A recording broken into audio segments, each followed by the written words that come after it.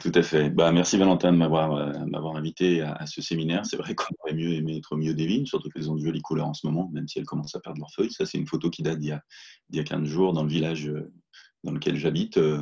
Donc, on a parlé de Dijon juste avant. Ça, c'est en Côte de Nuit, donc au sud de Dijon, un grand vignoble français, et plus particulièrement, c'est le virage de Moret-Saint-Denis.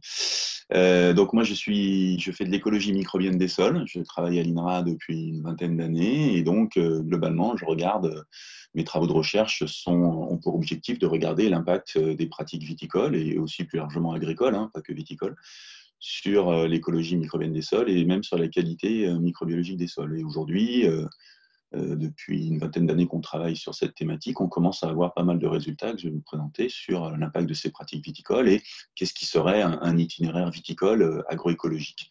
Et comme on est dans une région, l'Île-de-France, qui est en train de réimplanter des vignes, c'est assez intéressant parce que ça peut éviter certains écueils de départ qu'on regrette par la suite, notamment sur certaines pratiques qu'on ferait au départ et qui altéreraient cette biodiversité qui rentre en service. Comme on parle du sol, plus particulièrement, donc je commence souvent par cette planche de la FAO qui montre un peu les services qui sont fournis par le sol et qui sont multiples et nombreux. En blanc, vous avez les services, alors en rouge, on va commencer, pardon, cerclé de rouge, les services d'approvisionnement. Donc le sol fournit des aliments, des fibres, des combustibles, il recycle les éléments nutritifs, donc il fournit des éléments minéraux notamment aux plantes et donc il est à l'origine de la fertilité. Il fournit aussi des habitats pour les organismes, et ça, on va en parler après, des composants pharmaceutiques. Bien sûr, il fournit une structure, une base pour nos infrastructures et nos constructions, et puis aussi des matériaux de construction. Les services du sol sont aussi à base de régulation. Alors, celle dont on parle beaucoup en ce moment, c'est de la régulation du climat, notamment avec des processus de séquestration ou de déstockage du carbone.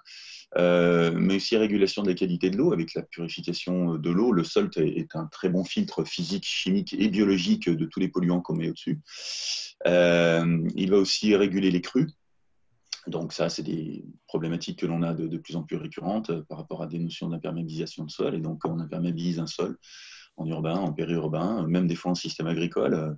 Des fois, trop labourer ces sols avec la croûte de battance, ça fait une sorte d'imperméabilisation. Et donc, on a des problèmes de lessivage de l'eau et de crues et voilà, de coulées de boue. Et puis, dernier grand type de service, un service patrimonial. Le sol, c'est une source de patrimoine culturel et même, je dirais, un peu plus largement avec ma formation d'écologie, c'est aussi un patrimoine écologique très important. Ces services, ils ont été monétarisés et on estime que si on perd ces services, ça coûtera à nos sociétés 20 milliards de dollars par an. Donc une somme énorme, même inconcevable. Voilà, donc si on perd ces services, ça va nous coûter très cher et en plus, ça met en exergue la durabilité de nos sociétés.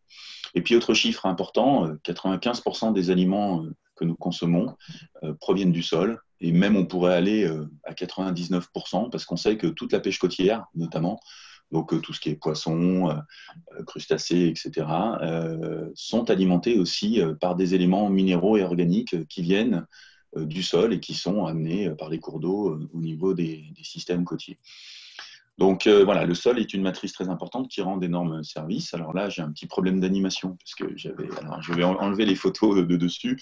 Ça, ce sont des organismes du sol assez particuliers. Voilà, les organismes du sol, vous avez ici un petit peu toute la diversité des organismes du sol. Ah, excusez-moi, du coup, j'essaie de gérer mes animations en parallèle.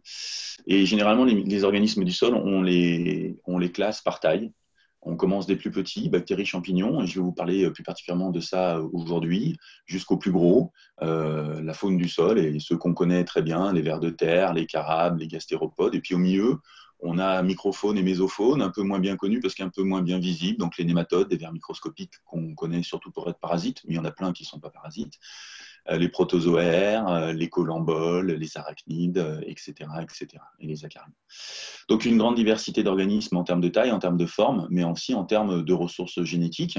Tous ces organismes ont des génomes très différents et donc des fonctions et des rôles aussi qui sont très différents et très complémentaires dans tout ce qui est stabilité et fonctionnement du sol. Toute cette biodiversité du sol représente à elle seule un quart à un tiers de la biodiversité de notre planète. Donc on est sur un réservoir de biodiversité très important et ce chiffre est probablement faux puisqu'on a encore plein de biodiversité à découvrir dans le sol, notamment au niveau des micro-organismes. Alors, si on parle plus précisément des micro-organismes, je mets cette belle photo de fond de ciel parce que Hubert Reeve disait il y a quelques années qu'on a plus de micro-organismes dans un mètre carré de sol que d'étoiles dans le ciel.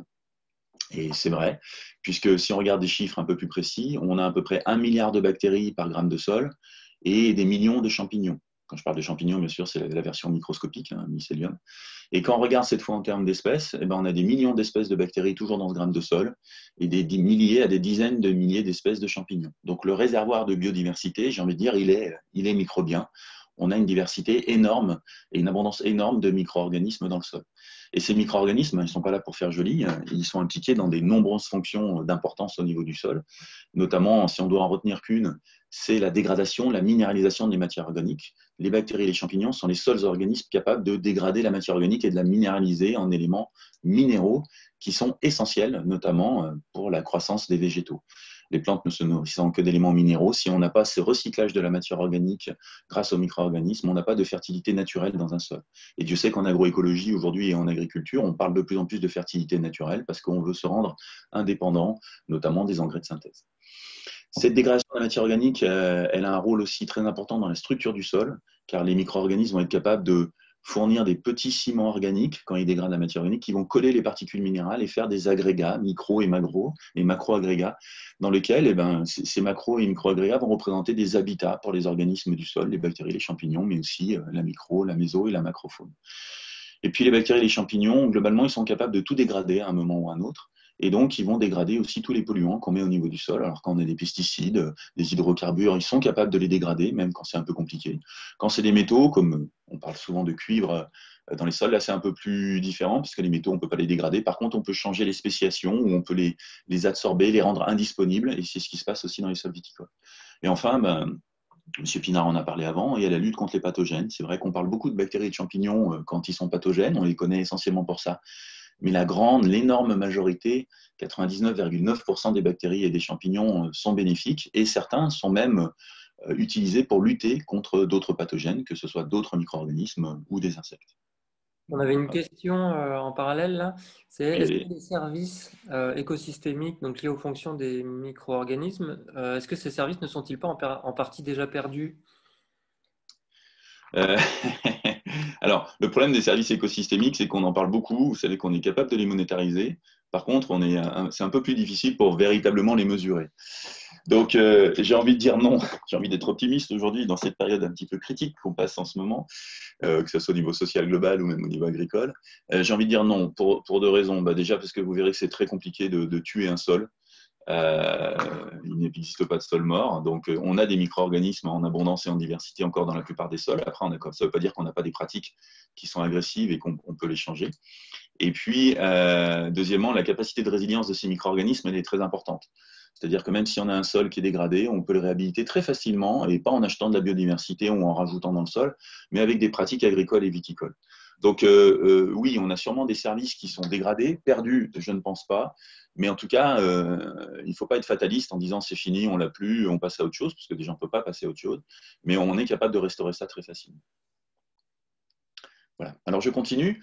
Je vous ai parlé qu'il y a beaucoup de micro-organismes dans le sol, très diversifiés, donc c'est bien beau, et je vous dis qu'il est impliqué dans des grandes fonctions. Faut-il encore le démontrer? Alors, si on n'est pas capable de mesurer des services, on est capable de mesurer des fonctions portées par les micro-organismes qui sont à la base de ces services.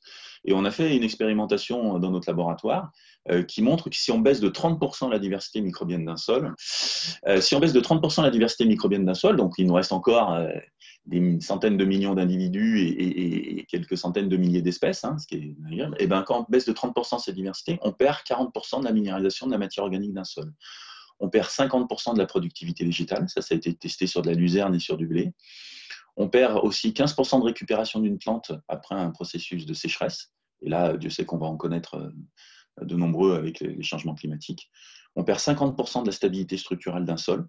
Donc ça, c'est très important parce que si on perd la stabilité structurelle, le sol se tasse, s'asphyxie, difficulté d'enracinement, difficulté aussi de perte de réserve hydrique et surtout érosion. Et puis un test assez récent qui est intéressant, c'est qu'on augmente le temps de survie des pathogènes dans le sol et notamment des pathogènes qui ne sont pas originaires du sol. Le sol, c'est comme un tube digestif, il y a de nombreux micro-organismes qui sont présents, c'est la flore indigène, et puis il y en a qui arrivent régulièrement. Et parmi ces micro-organismes qui arrivent régulièrement, soit dans ce qu'on mange pour le tube digestif, soit par l'air au niveau du sol, et ben, on a des pathogènes opportunistes. Et ces pathogènes, normalement, ne s'implantent pas, puisqu'on a une flore indigène qui est relativement bien biodiversité et qui fait un effet barrière. Et ben, quand on baisse de 30% la biodiversité microbienne d'un sol, ces pathogènes commencent à s'implanter. Là, on voit que l'hystéria disparaît normalement au bout de 5-6 jours quand on a une bonne flore diversifiée au niveau du sol. Quand on baisse de 30% ou même de 50%, et ben, l'hystéria peut rester jusqu'à 15, 20 ou 30 jours. Et donc, on a un potentiel de foyer épidémiologique qui est augmenté et donc de possibilités de maladie. J'avance. Alors, attendez, il faut que je reprenne la main. Hop. Alors, ça, c'est une petite vidéo. Je vais la lancer. Vous allez me dire si tout le monde la voit, mais normalement, oui. Alors, ça, c'est un test très simple qu'on appelle le Slack test, qui est d'ailleurs distribué par l'association Vert Carbone et que les agriculteurs ou les viticulteurs peuvent faire sur leur parcelle. Ça consiste à mettre des mottes de sol que l'on a auparavant séchées dans de l'eau avec des petits piluliers qui sont séparés comme ça. Et ça, vous pouvez le faire sur le terrain et tester donc la stabilité de votre sol à la résistance à l'eau, ce qui montre un peu la capacité de votre sol à résister à une forte pluie. Là, nous, c'est un peu différent. On a pris les mottes d'un même sol dans lequel on a différents niveaux de diversité. On a fait ces niveaux de diversité de façon expérimentale. À gauche, vous avez la diversité élevée. Au milieu, diversité moyenne, c'est moins 30% des espèces. Diversité faible, c'est moins 50% des espèces. Et puis, on a carrément stérilisé le sol. Pendant que je parle, vous voyez que les sols stériles et ceux qui ont une diversité faible sont en train complètement de se désagréger dans l'eau, alors que ceux qui ont une diversité moyenne et élevée sont beaucoup plus résistants à l'eau. Alors j'avance un petit peu la vidéo parce qu'elle dure 5 minutes, et sinon on va être en retard. Voilà, au bout de 3 minutes 50, le test dure 5 minutes, et à la fin, on secoue carrément le système pour voir ce qui résiste. Et ce qu'on peut voir, c'est que le sol qui résiste le mieux à la désagrégation dans l'eau, donc globalement à l'érosion, au tassement, qui est le mieux structuré, c'est le sol qui a sa diversité élevée, c'est-à-dire initiale. Alors que tout ce qui a été altération de biodiversité entraîne une désagrégation presque totale du sol, plus ou moins rapide, en fonction du niveau de biodiversité. Voilà. Donc ça, c'est un petit test assez simple à faire, mais qui est très démonstratif par rapport à l'importance de la biodiversité, notamment microbienne, par rapport aux caractéristiques du sol et à sa qualité, notamment là en termes de structure. Alors, je vous ai dit qu'il y avait beaucoup de micro-organismes dans le sol, très abondants, très diversifiés. C'est vrai que historiquement, on travaillait à la pasteurienne, comme on dit, c'est-à-dire qu'on regardait par microscope ou on mettait en culture sur des boîtes de pétri, et puis on s'est vite rendu compte qu'en fait, on n'était pas capable de capter toute cette abondance et diversité des micro-organismes. Donc, depuis une vingtaine d'années, on a pris le virage, tout comme la santé d'ailleurs et la médecine, des analyses moléculaires, c'est-à-dire de ne plus extraire les individus, mais d'analyser, d'extraire leur information génétique à partir du sol. Et aujourd'hui, on est capable d'extraire la totalité de l'ADN d'un sol et de presque n'importe quel sol. Une fois qu'on a cet ADN, eh ben, on en tire deux indicateurs, deux outils pour caractériser ces communautés microbiennes. Tout d'abord, un indicateur de biomasse, où on quantifie l'ADN du sol, et c'est ce qu'on appelle la biomasse moléculaire microbienne. Certains d'entre vous ont peut-être déjà mesuré la biomasse microbienne dans leur sol par fumigation-extraction. Là, on mesurait du carbone vivant. Ben là, on mesure de l'ADN. Donc, c'est une méthode plus moderne pour quantifier la quantité de micro-organismes dans votre sol. Et puis, en parallèle, pour avoir accès à la diversité et non pas à l'abondance des micro-organismes, eh ben, on séquence. On est capable aussi aujourd'hui de séquencer tout cet ADN et d'avoir des véritables indices de diversité et un véritable inventaire des espèces que vous pouvez avoir dans vos parcelles. Donc ces deux outils, on les a appliqués. En France, on a l'opportunité d'avoir ce qu'on appelle le réseau de mesure de la qualité des sols, qui a été mis en place dans les années 2000 par le GIS-Sol, qui comprend l'ADEME, l'INRA, le ministère de l'Agriculture, le ministère de l'Environnement, etc., etc. Et en fait, ce réseau de mesure de la qualité des sols, c'est 2200 sols échantillonnés sur le territoire national de façon systématique avec un sol tous les 16 km. Et nous, dans les années 2005, on avait le rêve fou de pouvoir appliquer nos outils moléculaires d'abondance et de diversité microbienne sur tous ces sols et ainsi de fournir des cartes de France de ces indicateurs microbiens. Alors normalement, il y a une animation qui donne un peu plus de suspense. Là, vous voyez que notre rêve est devenu réalité et qu'on a pu générer donc des cartes de biomasse moléculaire microbienne à gauche et de diversité bactérienne à droite à l'échelle du territoire national. On peut voir que ces cartes sont hétérogènes. En bleu, on a moins d'abondance et moins de diversité. Et en rouge, eh ben, on a plus d'abondance pour la carte de gauche et plus de diversité pour la carte de droite. Alors, on voit qu'on a des structures spatiales hétérogènes qui sont globalement structurées par les paramètres de l'environnement. On verra lesquels après. Ce qui est intéressant de voir, c'est que tout d'abord, on n'a pas la même carte d'abondance que de diversité. C'est-à-dire que ce n'est pas parce qu'on a un sol où il y a beaucoup de micro-organismes qui sont obligatoirement très diversifiés, et inversement. Et puis surtout, grosse conclusion par rapport à une stigmatisation du monde agricole et aussi du monde viticole, c'est qu'on n'a pas de sol mort en France. C'est ce que je vous disais pour répondre à la question juste auparavant. On n'a pas de sol mort, mais par contre, on a des sols plus ou moins vivants, c'est-à-dire plus ou moins riches en micro-organismes et diversifiés, et ça pour des phénomènes naturels, pour des causes naturelles ou moins naturelles. Alors, si on regarde justement des causes naturelles et moins naturelles, si on regarde à gauche la biomasse moléculaire microbienne, donc l'abondance des micro-organismes, tout d'abord, on a un effet sol. C'est le type de sol qui explique la plus ou moins forte abondance des micro-organismes à l'échelle de la France. Et globalement, un sol limono-argileux avec un pH basique et relativement riche en matière organique sera un sol qui sera plus riche en micro-organismes. On a aussi un effet du mode d'usage, et vous avez la hiérarchie. On peut voir qu'on a beaucoup de biomasse en forêt et en prairie, et puis beaucoup moins en culture, et surtout en vignes et vergers. Donc on a un côté dépressif de l'abondance des micro-organismes quand on va vers des systèmes agricoles, et plus particulièrement quand on va vers des systèmes viticoles.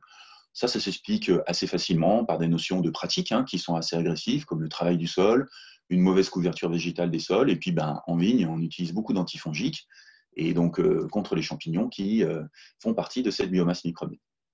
Si on regarde cette fois la diversité bactérienne, on n'a pas la carte de diversité de champignons aujourd'hui, mais elle est en cours de finalisation et on l'aura d'ici la fin de l'année. Si on regarde la carte de diversité bactérienne, on a aussi un effet sol. Voilà. On a un effet du type de sol à l'échelle nationale, mais on a aussi un effet mode d'usage. Et là, ce qui est intéressant de voir, c'est qu'on a une hiérarchie un peu inverse sur l'abondance des micro-organismes, puisqu'on a plus de diversité bactérienne dans les vignes, vergers, les cultures, par rapport aux prairies et par rapport aux forêts. Et ça, on l'explique en écologie par la théorie de la perturbation intermédiaire. C'est-à-dire que dans un écosystème, on a plus de diversité quand on a un écosystème qui est moyennement perturbé. S'il est trop perturbé, c'est trop stressant, on a moins de diversité, mais s'il n'est pas assez perturbé, c'est pas assez stressant, c'est pas assez stimulant, et on a moins de diversité aussi. Donc c'est comme une courbe de Gauss, et le maximum de biodiversité se trouve pour une perturbation intermédiaire. Et donc on interprète les pratiques en vigne, en verger et en grande culture, enfin dans tous les systèmes agricoles, comme des perturbations intermédiaires qui stimuleraient la diversité des bactéries. Donc là, on a plutôt un effet positif de l'agriculture et de ses pratiques. Toutefois, on s'est quand même posé la question de savoir. On est capable aujourd'hui de mesurer des réseaux d'interaction entre les bactéries ou entre les champignons, entre les bactéries et les champignons. Ces réseaux d'interaction, alors d'un point de vue écologique, le concept est vieux de plus d'un siècle, mais d'un point de vue métrique mathématique, ça a été réactivé par les réseaux sociaux, justement, qui, eux, mesurent les interactions entre les gens qui ont des smartphones, qui sont capables de communiquer avec différents moyens. Et bien, c'est pareil au niveau des bactéries. On est capable de mesurer les interactions au sein d'une communauté positive et négative et de voir si on a un réseau d'interaction plus ou moins complexe. On part du principe que plus le réseau d'interaction est complexe, plus la communauté est stable et fonctionnelle. Ça a été démontré pour les plantes, pour certains macro-organismes, ça n'a pas encore été démontré pour les micro-organismes, donc c'est une hypothèse, mais une hypothèse qui est quand même relativement forte. Et si on compare ces réseaux d'interaction entre les différents modes d'usage que l'on a à l'échelle de la France, forêt, prairie, culture et vigne, vous voyez qu'au niveau de la forêt et de la prairie, on a des réseaux d'interaction qui sont très complexes, très importants, alors qu'au niveau des grandes cultures et surtout de la vigne, on a un réseau qui se simplifie énormément. On a même des petits satellites qui se font, on voit, chaque coin est une bactérie, et les traits sont des interactions. Et on a des petits satellites qui se font et qui s'individualisent. Donc on a, par les pratiques agricoles, une augmentation de la diversité, notamment des bactéries, mais une baisse de la complexité des interactions chez ces bactéries. Donc potentiellement, la diversité, l'augmentation de la diversité ne se traduit pas par une augmentation de la stabilité de la communauté, mais aussi par une augmentation de ses capacités fonctionnelles à remplir les grandes fonctions qu'on a citées précédemment. Le rouge et le vert, à quoi ça correspond? Alors, le rouge et le vert, ce sont des liens positifs en vert et des liens négatifs en rouge. En fait, c'est-à-dire que dans les liens positifs, c'est de la coopération et dans les liens négatifs, c'est de la compétition ou de l'antibiose entre les micro-organismes. Et les deux types de liens sont importants parce que le tout fait une interaction complexe à l'échelle d'une communauté. Il ne faut pas que des liens positifs ou que des liens négatifs, il faut les deux types de liens. Je continue. Un autre outil qu'on applique et qu'on est en train de développer, mais qui est plutôt en mode recherche, c'est que d'être capable d'assigner les différentes fonctions à l'inventaire des espèces qu'on peut avoir au sein d'une communauté. Alors aujourd'hui, on n'est pas sur des fonctions très précises, on est plutôt sur des traits écologiques. Donc dans nos communautés, on est capable de voir si on a des saprophytes, donc ceux qui dégradent la matière organique en matière minérale, donc c'est très important, des symbiotiques, ceux qui rentrent en symbiose avec une plante pour l'aider à faire de la fertilité, par exemple les mycorhizes qui sont bien connus en vigne, ou les rhizobiums avec les légumineuses plutôt en grande culture, et puis les pathogènes que l'on connaît pour leurs aspects dégradants des cultures. Alors là, quand on parle de pathogènes, c'est tout type de pathogènes, humains, animaux et végétaux. Et ben, si on regarde ces traits écologiques, on peut voir que au niveau des grands modes d'usage, forêt, prairie et culture, on a une baisse de la quantité de saprophytes globalement. Donc ça, c'est potentiellement gênant parce que ça veut dire qu'on va baisser nos capacités à dégrader la matière organique. Au niveau des symbiotiques, on est à peu près équivalent. Et au niveau des pathogènes, on a une augmentation des pathogènes quand on passe de forêt-prairie et surtout à grande culture. Et ça, c'est aussi... alors ça montre bien que ces pathogènes qui sont opportunistes aussi sont sûrement à la base de l'explication de la dégradation, de la complexité des réseaux. Ça, c'est aussi un peu gênant parce que ça veut dire qu'on a des pratiques agricoles dans les sols de grande culture. Et, alors, il n'y a pas la viticulture parce qu'il n'y avait pas assez de sol au niveau du RMQS, mais on peut imaginer que la tendance est la même. On a des pratiques agricoles qui vont stimuler des pathogènes qu'on va essayer de combattre avec d'autres pratiques agricoles. Donc, on est globalement sur un cercle peu vertueux aujourd'hui où on stimule des pathogènes et après, on est obligé d'utiliser des pesticides de synthèse ou non pour combattre ces pathogènes. Alors, vous retrouvez l'ensemble de ces résultats dans un ouvrage naturaliste et grand public qu'on a publié il y a 1 an et demi, qui est l'Atlas français des bactéries du sol, et qui est disponible sur Internet. Et puis, alors là, excusez-moi, donc ça, c'est un autre livre sur le diagnostic. Et puis, maintenant, on va parler d'un point de vue un peu plus opérationnel, parce que la plupart d'entre vous sont des vignerons et ils sont souvent intéressés par connaître la qualité biologique et aussi microbiologique de leur parcelle viticole. Eh ben, ces cartes de France de biomasse moléculaire et de diversité bactérienne, bien sûr, ça nous a permis de faire des travaux fondamentaux avec des belles publications, mais ça représente aussi des référentiels, et des référentiels pour nos outils, que sont la biomasse moléculaire et la diversité bactérienne. On a donc aujourd'hui des méthodes standardisées pour mesurer l'abondance et la diversité bactérienne, et donc des référentiels aussi associés à l'échelle nationale. Et ça veut dire que nos outils deviennent des indicateurs et des indicateurs robustes. D'ailleurs, ils sont reconnus par l'ONB, l'Observatoire national de la biodiversité, comme des premiers indicateurs nationaux sol. Et ça veut dire qu'aujourd'hui, on a mis en place ce qu'on appelle des modèles prédictifs, grâce aux grands jeux de données qu'on avait, qui nous permettent de simuler, pour n'importe quel type de sol, donc n'importe quelle parcelle, agricole ou viticole, une valeur de référence de son abondance microbienne ou de sa diversité bactérienne. Et une fois qu'on a cette valeur de référence, on peut la comparer à la valeur mesurée sur vos parcelles, et donc voir si on est au-dessus de la valeur de référence et qu'on a des pratiques qui vont améliorer la qualité microbiologique du sol. Par contre, si on est en dessous de la valeur de référence, on a des pratiques qui vont altérer la qualité microbiologique du sol. C'est exactement comme une analyse de sang où on vous compare, vous, à une cohorte de patients qui sont similaires à vous en termes d'âge, de sexe, de région à laquelle vous habitez, de mode de vie, etc. Et vous avez une gamme de références, donc de globules blancs, globules rouges, etc. C'est pareil pour nos indicateurs. Et on est capable aujourd'hui d'avoir un véritable diagnostic opérationnel de cette qualité microbiologique pour n'importe quelle parcelle agricole ou viticole. Alors, le fait d'avoir des outils robustes et opérationnels nous a permis, depuis un certain temps, de développer des projets participatifs. Vous allez en parler cet après-midi avec Emmanuel Porcher, notamment l'Observatoire agricole de la biodiversité. Là, on n'est pas dans un observatoire où tout le monde un peu peut référencer. On est dans des projets avec des approches participatives et financées notamment par le CASDAR. Le premier était à Greenov. Et le but, c'était de faire travailler les chercheurs avec les agriculteurs directement et d'équiper les agriculteurs avec nos outils et nos connaissances, et nous aussi de puiser leurs connaissances en termes de pratiques, d'itinéraires techniques, pour essayer d'évaluer la qualité biologique de leur sol et l'impact de leurs pratiques. Donc on a mis tout d'abord en première étape en place un réseau d'agriculteurs et de viticulteurs, parce qu'il y avait la moitié de viticulteurs et la moitié d'agriculteurs en grande culture. On avait 250 fermes, donc la moitié en viticulture. On a développé des formations théoriques et pratiques sur la biologie des sols. Et puis, on a développé et validé et appliqué un tableau de bord d'indicateurs des sols. Donc, il y avait les micro-organismes avec les indicateurs dont je vous ai parlé. Et puis, il y avait aussi les nématodes et les vers de terre qui sont bien connus aussi en termes d'indicateurs de la qualité des sols dans le monde agricole. Ce qui est important dans la Greenov, c'est le petit camembert que vous avez en haut à gauche, c'est que déjà, 10% des parcelles qu'on a analysées étaient dans le rouge. Seulement 10% par rapport à tout ce qui traîne sur les réseaux sociaux ou même les médias, où on dit que les sols agricoles sont morts, etc. Non, les sols agricoles ne sont pas morts, tout comme les sols français dans leur globalité. Toutefois, il y en a 10% qui sont dans le rouge, c'est-à-dire très, très altérés d'un point de vue biologique.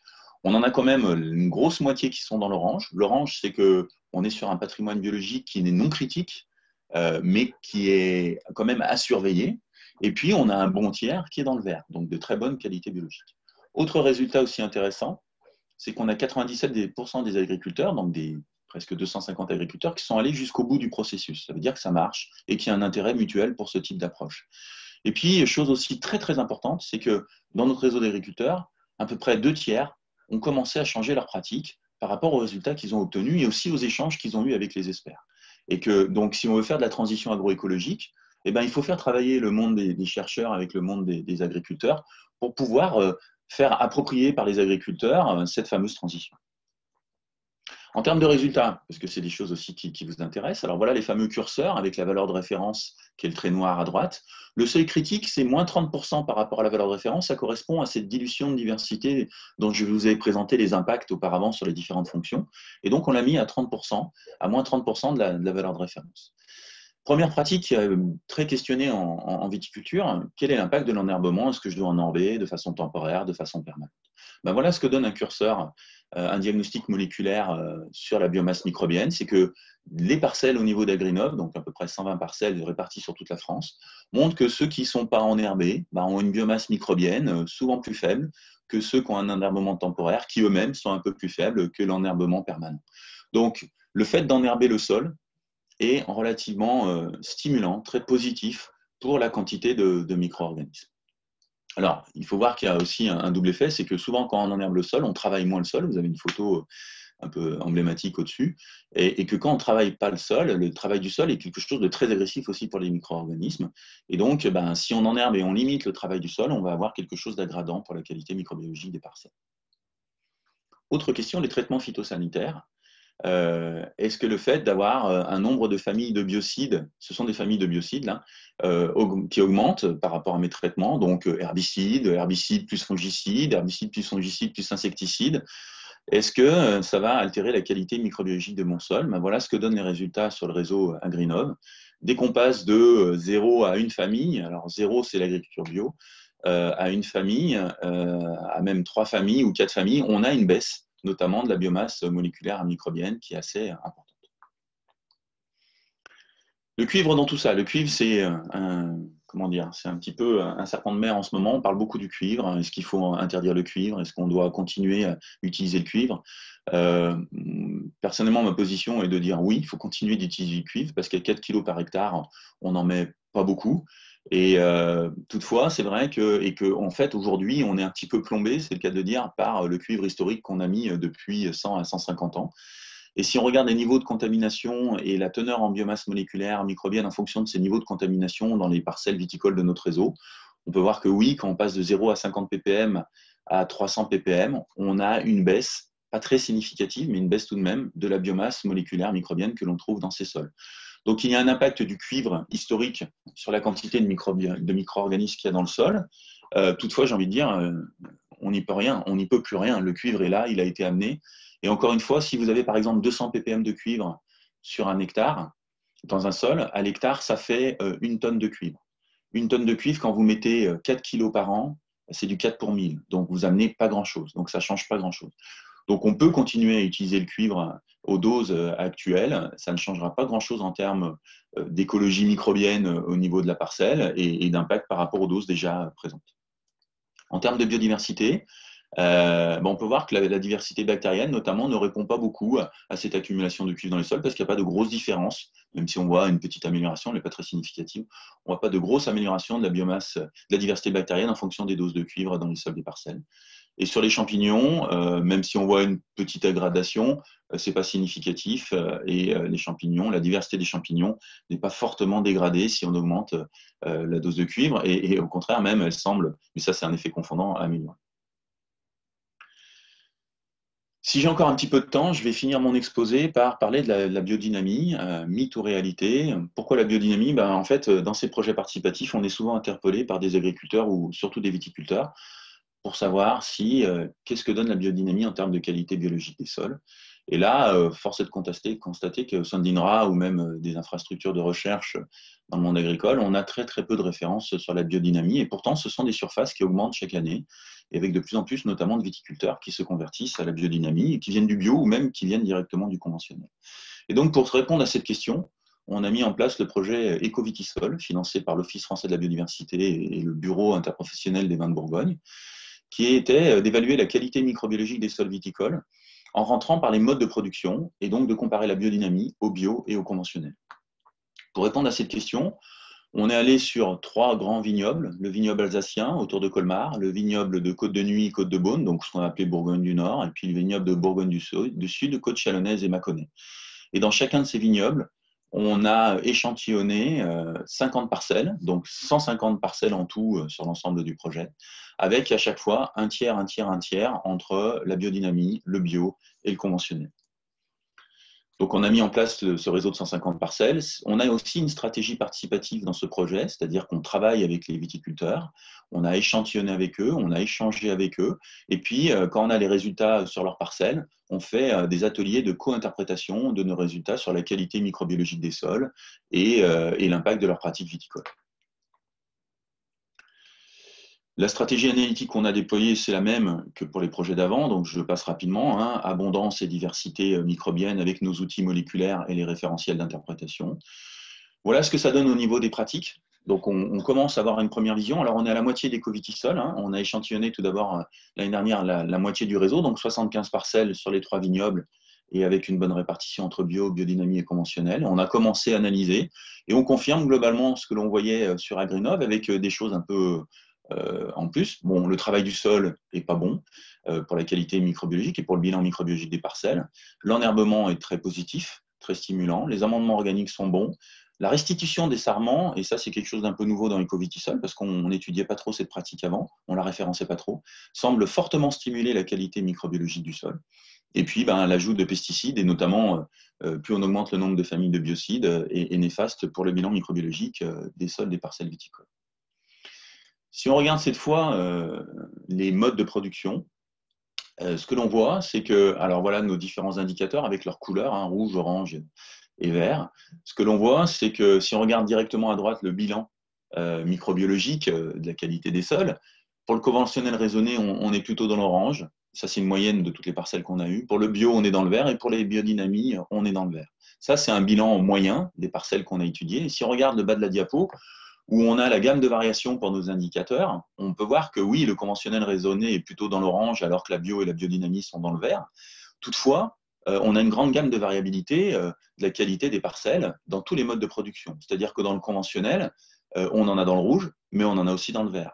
Et dans la biodynamie, on en a dans le vert, sûrement un peu plus que dans le conventionnel, mais on en a aussi dans le rouge.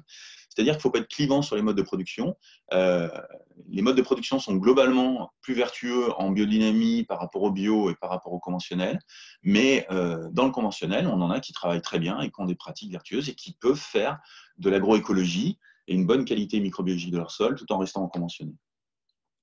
Toutefois, si on regarde le pourcentage de répartition de nos parcelles viticoles au sein de notre réseau, hein, tous les territoires étant confondus, on peut voir qu'en biodynamie, on a beaucoup plus de parcelles qui ont un bilan microbiologique dans le vert qu'en conventionnel et même en bio. Donc on a une sorte de hiérarchie où on améliore la qualité microbiologique quand on parle de conventionnel, on passe de conventionnel à bio et de bio à biodynamie.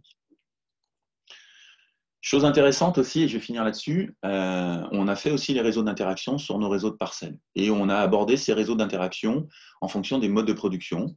Et voilà ce que ça donne. Alors j'ai une animation qui fait un peu plus, voilà ce que ça donne en termes de réseaux d'interaction. Alors je mets que ce sont des résultats préliminaires, et je le confirme aujourd'hui. On va attendre la suite de notre échantillonnage, et donc encore à peu près 80 parcelles pour confirmer ça. Mais aujourd'hui, on a un résultat qui est très significatif où on augmente le nombre d'interactions au sein du réseau microbien. Là, c'est bactéries et champignons calculés. De conventionnel à bio, on passe de 1400 à 1700 liens. Et surtout, en biodynamie, on a 49 000 liens. C'est-à-dire qu'on a presque 30 fois plus de liens en biodynamie. On n'a jamais eu des résultats avec autant de significativité sur n'importe quelle autre étude que l'on a faite en comparant des modes de production, même des modes d'usage, etc., ou des pratiques. On a un réseau qui est beaucoup plus complexe en biodynamie. Aujourd'hui, on le constate. C'est un résultat préliminaire qui a quelques semaines, donc vous l'avez un peu en primeur. On le constate, on ne sait pas vraiment l'expliquer. Est-ce que ce sont les préparations biodynamie 500, 501 qui expliquent ceci? Est-ce que c'est la technicité des vignerons, la proximité des vignerons avec leur culture qui peuvent aussi partiellement expliquer ceci? On ne sait pas. Je ne rentrerai pas dans les forces cosmiques dans mon exposé, et même par ailleurs, parce que c'est quelque chose que je ne maîtrise pas. On ne sait pas. En tout cas, on constate avec des outils robustes qui viennent de la recherche et objectifs que la biodynamie explose les réseaux d'interaction des communautés microbiennes de leur sol. Voilà, et ben donc je crois avoir fini. Je vous remercie de votre attention et je suis désolé pour ce petit couac d'animation qui a enlevé une certaine dynamique à cet exposé. À propos de Agrinov, c'était savoir combien de temps ont été étudiés les indicateurs. Est-ce qu'il y avait un suivi au cours du temps ou est-ce que c'était un point ponctuel? Alors, Agrinov, c'était un point ponctuel parce que, en fait, c'était le premier projet participatif en agriculture sur la qualité biologique des sols. Et donc, le but, c'était de faire une démonstration opérationnelle qu'on était capable de travailler directement avec les agriculteurs, qu'il y avait un intérêt mutuel entre ces deux mondes qui travaillent rarement directement ensemble, et surtout que notre tableau de bord d'indicateurs était opérationnel et répondait à un besoin. Donc, on a tapé un maximum de parcelles, 250, pour cibler, sensibiliser un maximum d'agriculteurs. Une fois qu'Agrinov a été fini et qu'on a vu qu'il y avait un réel succès, en fait, s'est mis en place une suite d'Agrinov qu'on appelle le REVA aujourd'hui, le réseau d'expérimentation et de veille à l'innovation agricole, et qui est toujours porté par une association qui était au départ dans Agrinov, qui est l'Observatoire français des sols vivants. Et dans le REVA, on va un peu plus loin, et donc les parcelles qui sont ciblées dans le REVA, avec des nouveaux agriculteurs ou des nouveaux viticulteurs, peuvent être suivies dans le temps, sur 3 ans ou sur 5 ans. Et donc un point au bout de 3 ans ou un point au bout de 5 ans pour voir si un changement de pratique ou, entraîne une amélioration ou au contraire une dégradation de la qualité biologique des sols. On avait une question de Marianne Cohen qui se demandait si, qui constatait plutôt que dans les résultats Agrinov, on n'arrivait pas à la valeur de référence avec un enherbement permanent, même avec un enherbement permanent. Donc j'imagine qu'il y a des interactions entre les différentes pratiques que tu as pu Bien citer. sûr, bien sûr. C'est beaucoup plus complexe que Interactions, ça. euh, Voilà. On arrive pas. Ce qu'on voit, c'est le côté aggradant, en sachant que toute chose n'est pas égale par ailleurs quand on compare enherbement permanent à transitoire ou à pas d'enherbement du tout, parce qu'en parallèle, il y a des pratiques de travail du sol, d'amendement organique, voilà, donc de phyto aussi qui peuvent. On peut avoir une parcelle très bien enherbée et qu'elle soit massacrée par des phytos, et donc ça donne des résultantes de l'itinéraire technique qui sont des fois un peu surprenantes ou très logiques par rapport à l'idée qu'on s'en fait. Donc, il y a des paramètres confondants, mais on voit quand même que globalement, quand on suit une pratique et qu'on sépare l'ensemble de nos parcelles en fonction de cette pratique, on a des améliorations de nos indicateurs. Avant de passer le micro à Bruno, il y a une question, savoir si les effets du soufre ont été étudiés. Non, on en met de plus en plus, mais ce n'est pas étudié. Et c'est vrai qu'on s'est plutôt focalisé sur les phytos ou sur le taux de cuivre. Mais ça sera intéressant de commencer à regarder le soufre, parce que même s'il est classé comme étant moins toxique, c'est quand même un produit irritant, ne serait-ce que pour nous. J'habite au milieu des vignes, je peux vous le confirmer en période de traitement. Et pour la biologie des sols, il y a sûrement une part des impacts qui est due au soufre et il faudrait qu'on le prenne plus en considération. Et vous avez une échantillotech qui vous permet de revenir sur tous les échantillons collectés pour pouvoir refaire ces Oui, analyses. oui, oui, oui. On a mis en place à Dijon ce qu'on appelle un conservatoire des sols, dans lequel tous nos échantillons sont maintenus à long terme. Je voudrais aussi rebondir. Tout à l'heure, on a parlé d'observatoire agricole de la biodiversité ou d'observatoire de la biodiversité des sols agricoles. C'était M. Pinard qui parlait de ça. Il y a une réflexion. Moi, fais partie du conseil scientifique de l'IFV.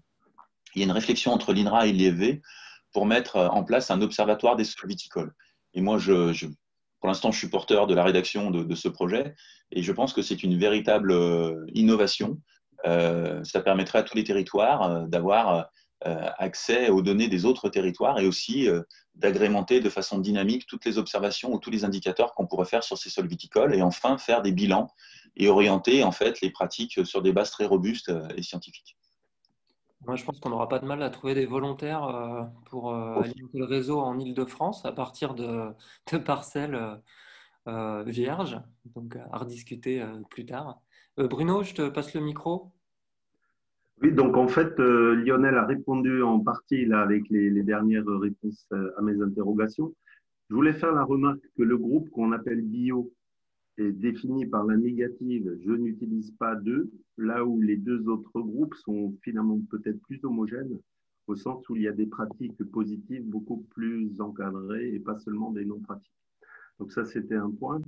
Le paradoxe diversité et quantité de ces micro-organismes est intéressant et ça voudrait peut-être dire qu'il y a des optimums à trouver en fonction du type de culture. Et si on revient à la ligne vers la forêt et la liane, c'est là que j'avais la petite remarque sur notamment les sarments que je ne broie pas, tout simplement pour que cette strate de décomposition normale entre des bois, des branches, des feuilles et après des matières dégradées se mette en place. Donc, c'est effectivement au global la question que je posais, c'est-à-dire que si on s'intéresse uniquement au sol et si on ne prend pas en compte toutes les pratiques nécessaires au-dessus, en aérien, pour maintenir le niveau de production, qu'il y ait des aspects positifs ou négatifs sur ces diversités, c'est un peu compliqué de le mesurer finalement et d'avoir une vision globale de la chose. Voilà. Je ne sais pas si ça amène une réflexion de la part de Lionel. Ah oui, c'était une question ou une affirmation. Non, non, mais bien sûr. Là, on parle que du sol. Moi, je fais de l'écologie microbienne. Je fais aussi de l'écologie du paysage sur d'autres projets. Et bien sûr que la biodiversité, et notamment celle du sol, est en interaction avec celle du dessus. Alors, on parle souvent que du végétal que l'on met au-dessus, mais aussi de tout ce qui se passe au-dessus en termes de climat et de faune du sol et même de macro-organismes. Voilà, donc il faut l'intégrer. Et là, c'est une vision du sol parce qu'on demandait d'avoir une vision sur le sol. Ça donne déjà des tendances qui sont assez significatives sur l'impact de certaines pratiques. Après, pour revenir aussi sur les sarments, moi je trouve que ce que vous faites et ce que font pas mal de vignerons, le fait d'avoir des observations de dégradation des sarments qui sont un bon indicateur justement que le sol fonctionne bien, je le vois de plus en plus chez des vignerons qui utilisent ça comme un indicateur de fonctionnement biologique du sol. Bien sûr, aussi, ça fait de l'amendement organique, c'est pour ça que c'est agréable là-dessus. Voilà, donc il y a plein de choses à développer. Et moi, en Bourgogne, par exemple, on brûle énormément les sarments. Et ça, c'est une pratique qu'il faudra revoir parce que ça n'a aucun intérêt. À part peut-être le côté sanitaire, les années où on a beaucoup d'attaques, mais ces dernières années, on pourrait se passer de ça. Au sujet d'Agrinov, est-ce qu'on peut imaginer qu'il y a un biais vers la bonne qualité parce que les agriculteurs impliqués dans le projet seraient peut-être ceux les plus sensibilisés aux questions de biodiversité et donc avec des bonnes pratiques? Sûrement. Sûrement, c'est vrai que les agriculteurs, les viticulteurs qui viennent dans ces projets, ce sont des gens qui sont sensibilisés déjà à la bonne qualité de leur sol, à des pratiques agroécologiques. Mais toutefois, on voit quand même que certains sont quand même dans le rouge. Voilà. Et après, nous, on est dépendant un petit peu des gens qui viennent dans ces projets participatifs. On ne peut pas obliger des gens qui ne veulent pas venir à venir dans ces projets. Donc, on est sûrement un petit peu biaisé sur des sols viticoles ou plus largement agricoles qui sont de meilleure qualité que la moyenne nationale que l'on aurait. Après, c'est compliqué de changer cette image par rapport à l'adhésion des gens.